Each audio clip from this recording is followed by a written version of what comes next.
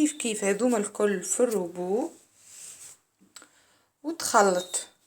تعمل ترحيهم بالكدا بالكدا بالكدا، وتقص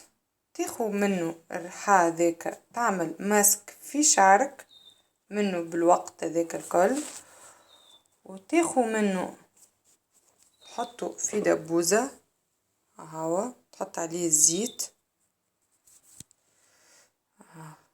ما عملتش برشا عملت دبوزة صغيرة هذي، كنت راهو في الثوم البنات هاو كثوم الذكر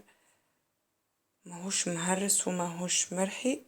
أبار اللي في الخلطة هاو لوطا مرحي حطيت فصوص أنا قصيتهم في اثنين وحطيتهم، واللي تنجم تفضخو تفضيخ معناها جوست تفضخ تحط هاكا، تحط فوق وتحط وتصب عليه زيت زيتونة،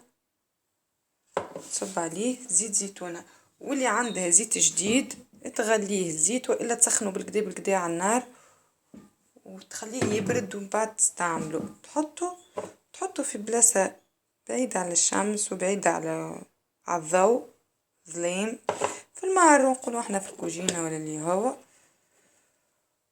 وتستعملو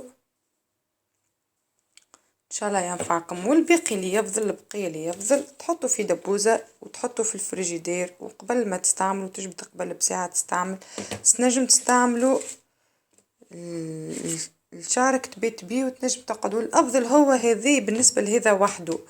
تقعد بيه ساعتين وتغسل، بالنسبة للزيت تنجم تبات بيه.